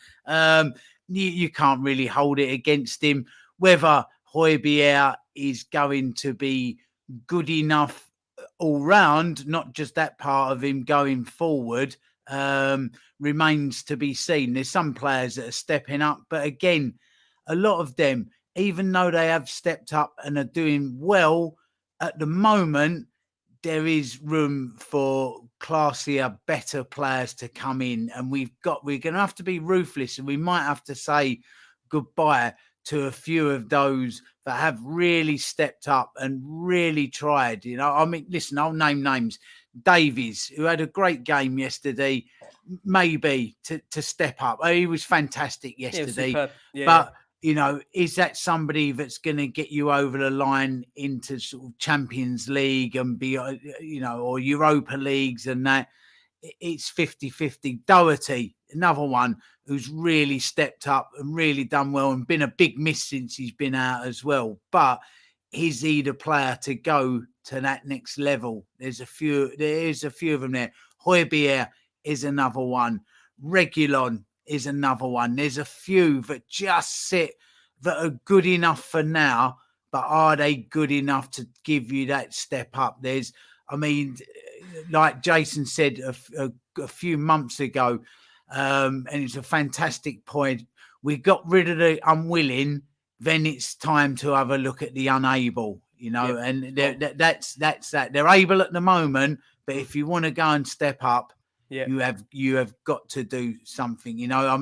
We've had some rancid old cuts of meat that we've got rid of. Now we've got a few Rustler's burgers knocking about.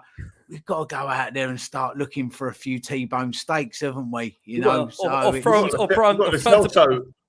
Celso and Dembele to come back yet, boys. I was going to say, if you're going to go steaks, throw on a Brian Hill. Brian Hill again is absolutely tearing it up. But some of these players are maybe round pegs in square holes at the moment. Yeah. That's another problem that just don't suit the Premier League. But Hill, he's absolutely tearing it up back here in Spain. Can he come and settle in England and play Premier League football? He's certainly got it in his locker, and he's like, as I've said before, got shoes older than him. But he could come back, and if he does make the step up, you've got a player on your hands. But again, we might have to make a decision on him. He may have to go. So there's a good few players there at the moment. Really, really sit on that teeter. They're teetering, aren't they? Teetering on the edge. What a seaside town that is, Rick. Teetering on the edge. Just on Højbjerg though as well. I mean, I think King Hoddle makes a really good point. He's not guaranteed to score there. I actually think if you watch it back, Højbjerg is probably in two minds, and he's probably thinking Kane's like a world-class finisher, so give him the opportunity is probably what he's tried to do. Yeah. I actually think the best opportunity would have been Steven Bergwijn, surely behind him. If he gives him a call, shouts, leave it, and he volleys. I don't think Alisson saves a full-on volley from Steven Bergwijn, whereas he probably saves a just slightly behind him weak header from Højbjerg. So, do you know what I mean? It was a good ball in from Winks, and it's a shame. It's a shame. Like we could have won it at the end for sure. I think the opportunity should have been Højbjerg should have left it, and Bergwijn should have hit it. Yeah. What do you think, Rick? Jace, what did you think of that? Go on, Jace. How are you? I just think the best chance to win it was just after we scored and Emerson got that ball with Son and that in the middle, and I just thought play it along the floor, just roll it across, because it wasn't a difficult ball in, and he overhit that cross. I thought that was a worse moment for us than the Højbjerg one. It's true. It might have been offside. Possibly. The little moments in games don't normally win you or lose you games. Like one game in a season doesn't win or lose you a league, doesn't it? So it's, Jason's spot on. That's when we should have gone at them in that 5 or 6 minutes. We should have found a way to get through and go and get that second goal. And Stevie Bergwijn had one of these, didn't he? What was the game? Very, very early in his career. I mean, he got the goal against City, and then he had that one where he hit the post, didn't he? And he got. It was Liverpool. It was Liverpool, wasn't it? Yes, it was. Yeah, it was Anfield. It was the last time. Yeah, he got absolute pelters for that, didn't he? He got hammer for it. But little moments like that they can win you games, but they certainly don't lose you games, do they? It's a tough one. Interesting. It's interesting to say that, because actually in that game, Stevie had 2 chances, didn't he? The first one, and it was just a tame effort. Should have done much better, and he got a lot of grief for it. Second one, he hit the post. He improved, but he hit the post. Højbjerg in this game, he's hit the post, and then he's had that tame effort, and he just, it's fine margins. That's what it is. Sometimes on another day, he rifles that into the back of the net, and we all go mental by getting an injury time winner at Anfield or whatever it might be. That's the reality, isn't it? Yeah, spot on. Guys, what we will do is we will just go for our final break of the show.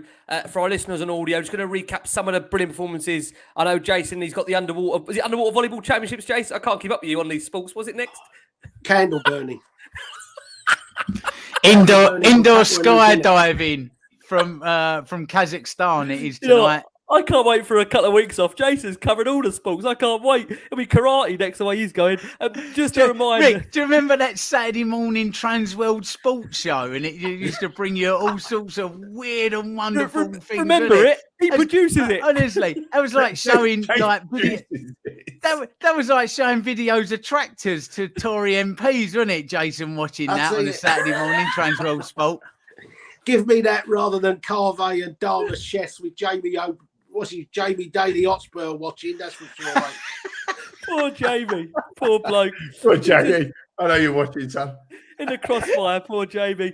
Just a reminder, guys, tonight we're absolutely delighted to be sponsored by the Beavertown Corner Pin. That's the Beavertown pub, bang opposite the South Stand. They're doing some amazing screenings of all Spurs televised away games. They had a big one for Liverpool last night. We knew, obviously, of course, Frankie Major, one of our own over there. Also, John Wenham, not drinking a bar just dry, but had a very good time over there. They obviously call that their home and away feature. Rich has been down there. Lee, you've been down there. Jason, I have as well. We will try and all get down together towards the end of the season, although I know Lee's off to go away very soon.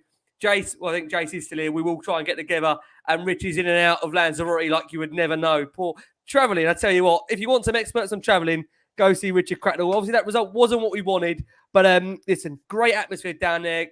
Great fans, great food. They got a giant telly as well in the garden with some great pre-match songs beforehand. Gimme, gimme, gimme. And you know the rest. Lee does the club mix, as you know. And we know Lee, of course, is still on that laser crush between now. And he might come off it for Thursday. We must say, he might come off the laser crush. I might be off it for Thursday, to be fair. He might be back on the main neck oil tomorrow. But obviously, they've got the entire range of Beavertown beers. Great food. Go and check them out. Love Beavertown. And like I say, great atmosphere in there. Pre-game, after game. And only game you want. So, guys, some big games coming up, of course, for Spurs. But we must touch upon a few of the big performances yesterday. Christian Romero.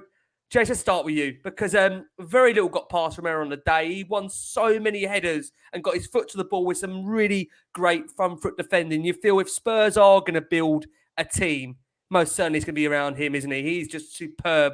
And he's hit the ground running so fast as well. And like you said, he was injured out of the season for quite a period at the beginning for Spurs. Yeah, I think the big thing as the season's gone on is he's become more and more important for sure as each game's gone on. He's looking the player we wanted him to be. He hasn't had that ridiculous sending off yet that I've feared we might see from him. And I think he is not quite as rash now as he was when he first came in, where he was constantly trying to nick the ball when he couldn't get it. But I think overall he's progressed really nicely for us, isn't he? And without a doubt, you look at him and think there's a player that you build your side around. He could be our Van Dijk, not necessarily in the composure and everything, but just that aggressive way of defending kind of sets a tone.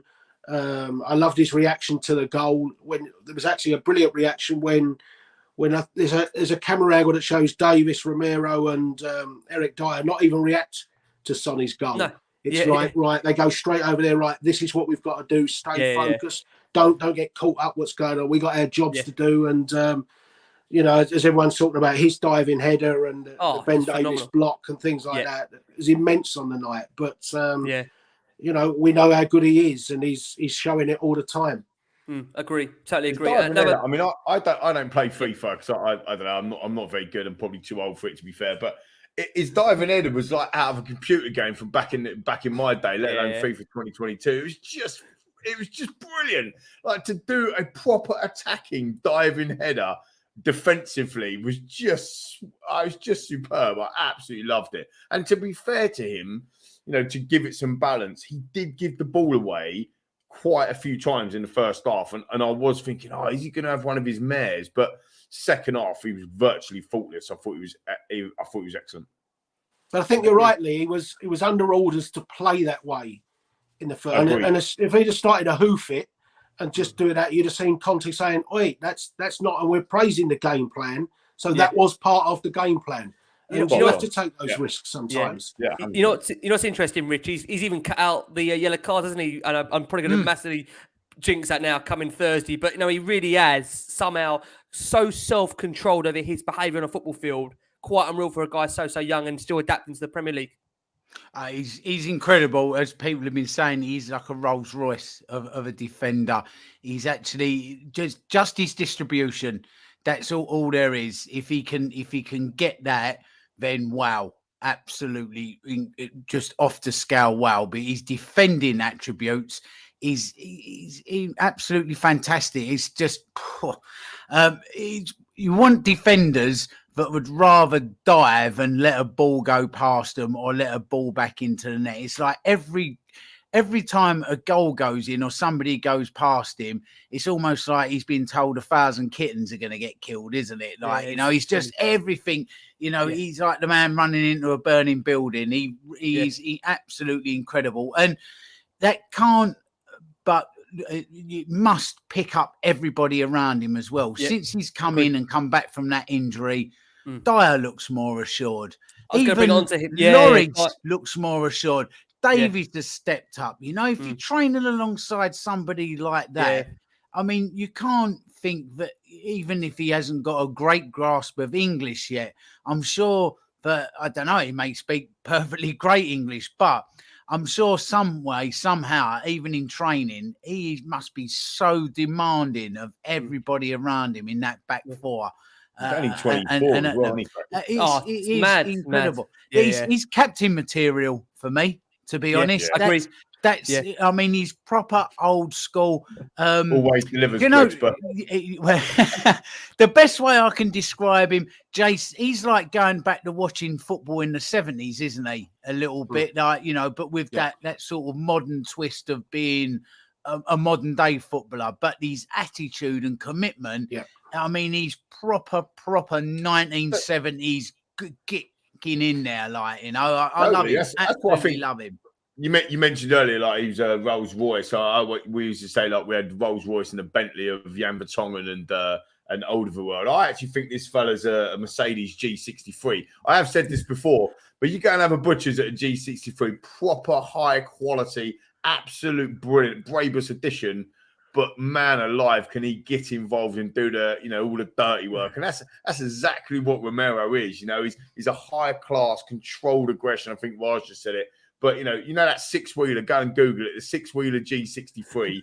Absolutely, that's him. And he just bang, have some of that. And like, I just love it. I mean, you know, he's been superb. And you can pick out some faults. I remember Jace when he first came. Jace was, and you just referenced it. You know, a bit rash. Can he cut that rashness out of his game? Yeah. But you know, you think about it. You know, he the ball went over his head for the Burnley goal in that on that night, and he should have done better. He gave the penalty away for make it 2-2 at the Etihad Stadium. They're just two off the top of my head, some of the mistakes. I mean, to be fair, on one of them early tackles in the first half yesterday, that could have been a different outcome as well. It wasn't even given as a foul, but it definitely was a foul. So he's got a way of a couple of them, but you know, he brings something, like you just said, Cracker, something completely different to the back four. I think he plays the way like Conte would want to play. Like I think he's a Conte player. Does that make sense? No, I totally agree. I mean, we must give shout outs. I mean, Dyer as well. You know, he did marshal that back line ever so well. You know, I think people just have to remember Dyer was a player that would make continuous errors, you know, every game. And you look at the way he has been so consistent. And I'm going to be able to say, I think guys will know my thoughts on Dyer, and Lee knows my thoughts at the start of the season. I was not convinced Dyer would be able to cut out those errors. So do you know what? I absolutely love being proved wrong. And Dyer is proving me wrong and proving why he should be playing at Tottenham Hotspur Football Club. And all credit to him. Ben Davies, another one. Rich, you said it earlier. We may have to look to bring in Ben Davies, and we may have to look to bring in a player that may be better than Davies. But this season, Davies has been absolutely phenomenal. And Lee referenced obviously 6 out of 10. Listen, you've got to say 7 or 8 yesterday. He was superb. I know Glenn Hoddle, of course, who Rich has obviously been with a lot recently for his Legends Nights. I think see more of Glenn than I have me wife.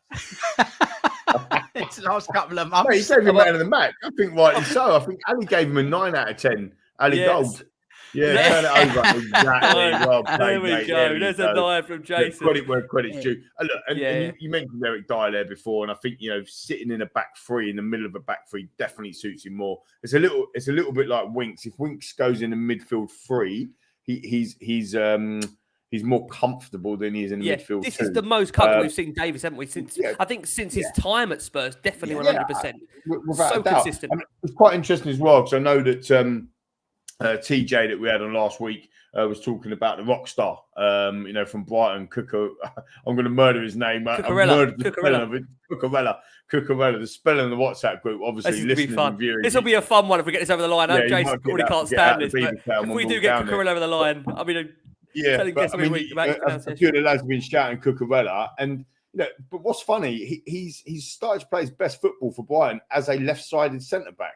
I mean, you could not make this stuff up. He's playing in the same position as Ben Davies, and although I do probably agree that we need to have an upgrade in certain positions, like Jason Crackers have both said earlier in the show, I would be hard pressed to say if we got. Is there more pressing positions to fill than Ben Davies's left centre back? Like, I don't think we're losing games or dropping points because of the left-sided centre back. No, I agree. I think we're dropping points or losing games because we ain't got any decent wing backs that are actually doing the proper job. Or a creator in that midfield, or a creative person, or a backup striker, or whatever you want to call the other person coming in. Do you know what I mean? Like. So I would wonder whether if a Bastoni is available, which is anyone available? Probably everyone's available for the money. But if somebody like that is available, then you probably go after them. But I would be something's for certain, right? Ben Davies can't play left wing back, can he? Like to be fair. So if we're going to take Ben Davies out and get a left-sided centre back, we've still got to go and improve the left wing back scenario and the right wing back scenario and a creative player. I don't think Ben Davies's position should be in question at the moment. I think he's doing a brilliant job. On that segue into the wing backs, I mean, listen, Sessegnon, to be fair, and I think you guys made the point earlier, a bit of a hesitant start early on, maybe nerves, it's a big night at Anfield, the crowd were right behind them, maybe that was part of it. When we heard his post-match interview, he's very shy, Sessegnon. He comes across very, very shy, very timid. But, I think tactically, as the game grew, so did Sessegnon. And obviously that came with a goal that must have given him an air of confidence.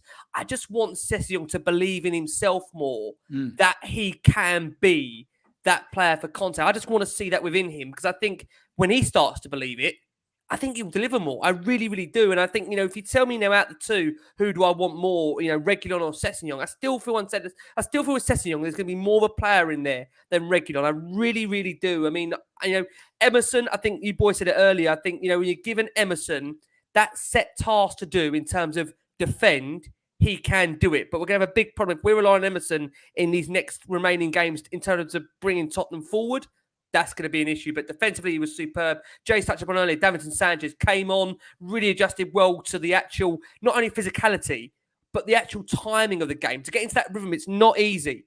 Coming into a game like that, Spurs, Liverpool, so much on the line. He was superb as well. Bentancur, it's interesting. I'm seeing quite a few comments on Bentancur. over the show and some comments that we had in. Phil Loveday came in and said, have we now seen the best of Bentancur? Seems like he's on his downward slide. Can he cut out the errors and beat that dynamic player? Phil, Guys, Phil, come on, man. It's only Phil. 2 or 3 weeks ago. We were saying Bentancur's been an amazing signing. I mean, He's on a downward slide. yeah. Come on. It's early. I mean, look, I don't think Eddie's I think as well, you got to bear in mind who we're playing, where Liverpool, we're playing. Liverpool. They force you into so many. They force Manchester City into mistakes and things. So they make their players average as well at times as well. You got to allow for that a little bit. They swarm all over you in that, and the passing lines when you're playing like you had to do. It's not that simple. So he gave the ball away a couple of times. The early shot. That's the only frustration. I could have done better with that early shot. But I mean, overall, since he's come here, Bentancur, I mean, you can count on one hand just really his poor performances. I mean, he's been superb. I mean, Rich, on Bentancur, anything you want to add on that? Yeah, don't write players off like 2 minutes into their career. But do you know what? Kulusevski, 15 minutes into his debut for Spurs, and I saw a tweet from someone, I can't remember who it is now, but just went, I don't think this bloke's really up to it, to be honest. 15 minutes. Honestly, it's just, oh, man. I don't know. It's I've got no answer to it. Yeah, it's just like you have one bad game and that's it. You've got to be out the door. You have one great game and like, he's giving the Ballon d'Or. It's either out the door or Ballon d'Or, isn't it? Oh, it's I like that. That's got a shit quiz like about that? it. Out the door or Ballon d'Or. I like it. Yeah. There's a shit quiz for next time, isn't it? That is it, mate. It is, but listen, he's done. I think he's done fantastic.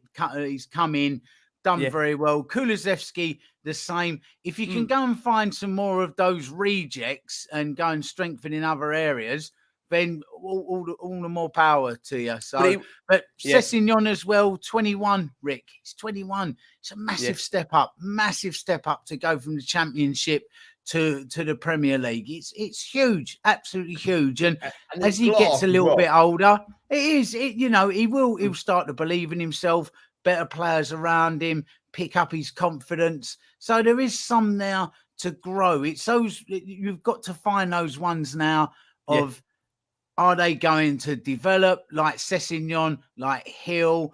We've got Sarr that's to come back as well. And loaned out. And you have to take a look at them and go, can we get more out of them? Well, is their final trajectory point going to take us to where we need to be and where they can go?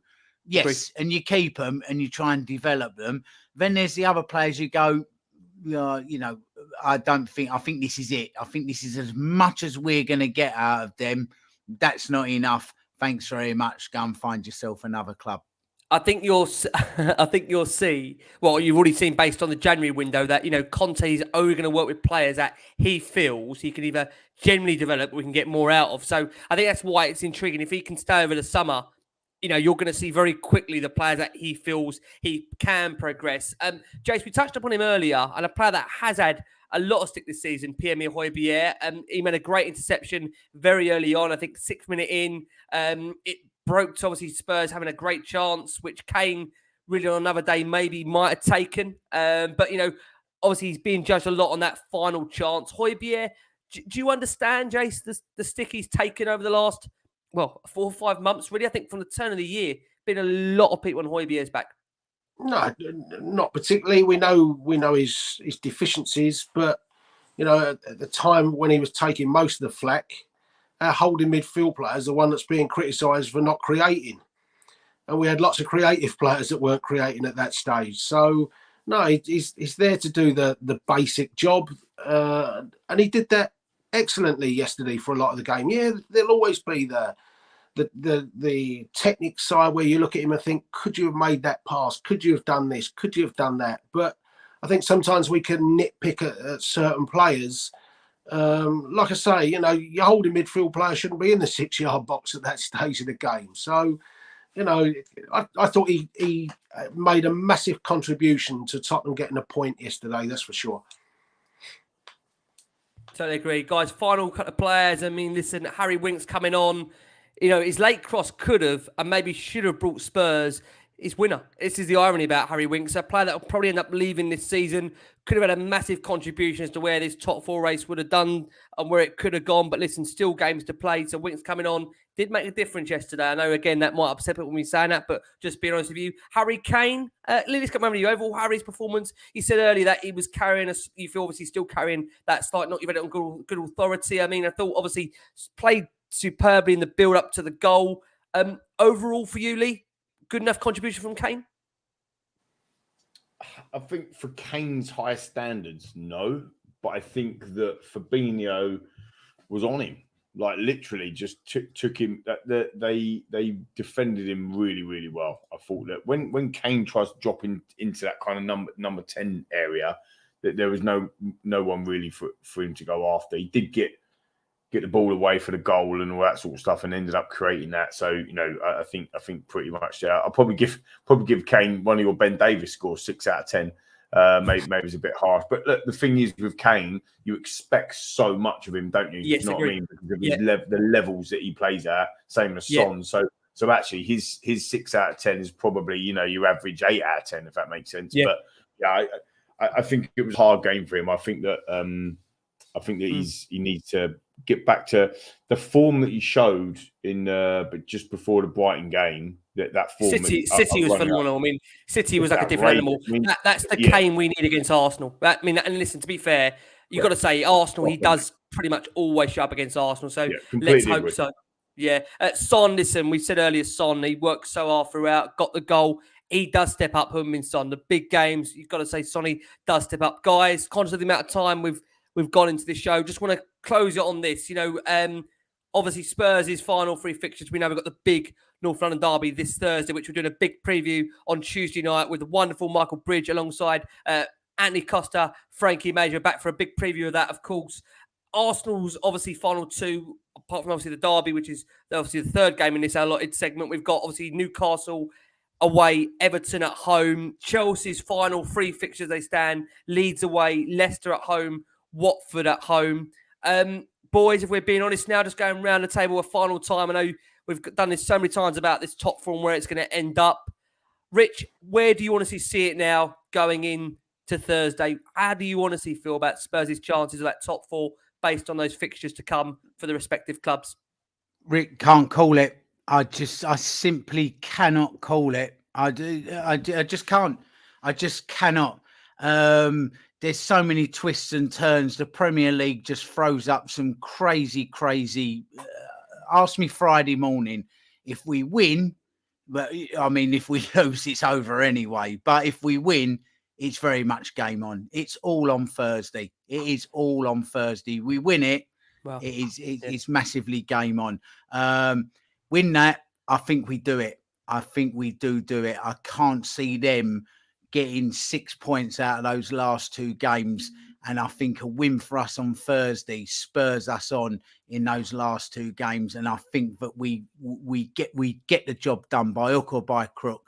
Yeah. Conte gets those boys to get us over the line. And I'm just not going to sleep this week. It will wake me up. I know it will. I know I shouldn't get that involved, but I will be waking up. And this will be on my mind Thursday night. It really will be. Yeah. So at the moment, as it stands before that game, just can't call it, Rick. I cannot call it. It's so difficult. It's huge. Rich, conscious of time, I just want to fit this in now. Anything at Diary, Rich, you want to let us know? Anything that's available for fans to book? I know obviously you've been doing loads of shows recently. Very quickly, Rich, anything we should be made aware of? Back for a couple of weeks, the end of May, and I'm doing a night with Michael Dawson in Chessington on Friday. 1 or 2 tickets left, if that.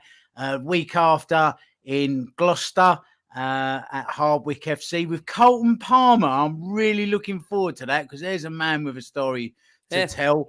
And then Razor Ruddock at Taverners FC again down in Gloucester on the 27th. Then I come home on the 31st of May, and that's me done for 3 months, and it all starts again from September. So I'm going to be like Ray Winston in Sexy Beast. I've got some gold budgie smugglers, and I'm just going to lay there and turn into like a leather sofa. I'm just hoping that old Donny Logan don't come and visit me. You've got one more job in you. No. I'll start getting all that from Sexy Beats. But yes, so that's coming up. Keep a little eye on the socials, and you can see all what I'm up to. And opening a trainer shop as well, Rick. It's not as Lonsdale Lascelles, is it in there? They're not the feature, are they? Lascelles Lonsdale. Yeah, watch his space. Sneaker Dogs UK, Sneaker Dogs España as well. So those are the fine sneakers in conjunction with the boys at Roostar as well. We've got a little trainer thing going on as well. Watch his face. Look at Jason's face. Look, why can't you just wear a pair of Lonsdales and just be done with it?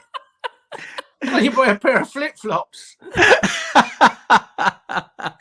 Oh, man. Rich, that's me. Thank you. Always a pleasure. Love having you on. Thank you so much for all your time. Jace, last chance to ask you now about this top 4 battle. I think you'll be next on probably with us for the closing ceremony if we have a last one on Spurs and Wolves, which could be swiftly abandoned. Only joking if we don't get the result on Thursday. But, Jace, where do you see it, honestly, now going into the business end, the real business end of the season? I think we have to win both the next 2 games. And I think Burnley is massive because the physical effort, the intensity effort, be as big as Arsenal. Yeah, I think almost equally, yeah, because I think, even if you beat Arsenal, you're still behind them. And then we know Conte doesn't rotate. We can more or less name the team now, can't we? We know what team's going to play Arsenal unless there's an injury. Yep. And we know pretty much what team's going to play Burnley. There's not much chance to rotate. Again, with the physical, the mental, the emotional effort, and then playing 12 o'clock Sunday. And we know those early kickoffs. Arsenal have a whole day extra with Newcastle on the Monday night. I wish we had the Monday night, not the Sunday lunchtime. So I think if to beat Burnley means that Arsenal kick off at Newcastle behind us. Yes. And that's important. They've got to respond. And I think what you get at this stage of the season, the first goal in games is huge. It is at any stage of the season. But now, if Arsenal go a goal down in a game they must win to go in front of us, then that takes a lot. And then you've got to start pushing forward and leaving gaps and things. So I think the first job is to beat Arsenal on Thursday, which actually I think then pretty much takes goal difference out of it because goal difference at the moment is +6 in our favour. It will be a minimum of +8 because we'll go up at least 1. They'll go down at least 1. So that takes the goal difference out. But then we must go and beat Burnley and make Arsenal kick off that Monday night game chasing us, not drop points against Burnley and all the pressures off them. Yeah. So I think to Burnley is just as important as Arsenal. Yeah. James, thank you so much for your time. Really appreciate it. I know we will let you go very shortly and watch the Underworld Diving Championships on BBC 4 on the North Atlantic edition. We'll let Jace go and do that very shortly. Perfect. Lee, let's close it with you. We expect from the rallying finish on these kind of shows. Lee, I know how many you've done in the last, I think it's our 101th episode of Last Word on Spurs just this season. So I know that is the magnitude of how many shows we've done this season. Been mental. Amazing. Channel 812, it's on. Yeah. Rick, you called it the Underworld Diving Championship, live from Hades, live from hell. It's Underworld. I must say that could be. Joe, that could be a different completely show if you ever seen the web stuff going on, Rick. Freaking hell, mate. You can tell I did a break for the show, can't you? You can tell I'm mentally done.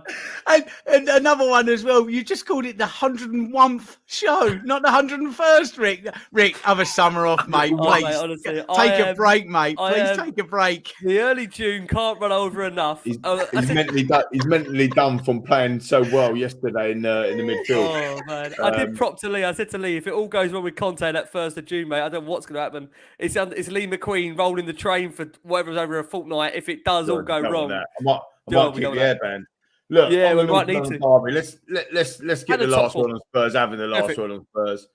The North London Derby is absolutely huge. I had a little look back at kind of the rivalries, and this might surprise a few people. It definitely surprised me, and it would definitely surprise Arsenal fans. We've been at rivals with them in the league for about 12 seasons now. Considering they're so far ahead of us with champions, but being the champion in the Premier League, winning Premier League, winning cups, this, that, and the other. Actually, their league position was under Harry Redknapp all them years ago that we started to real challenge them in the league, like 2 points off, 1 point off, and they were finishing above us, which is fair enough. And then obviously the tables turned. It's an absolutely massive game. I remember loads of people can remember all these different ones where we've been down.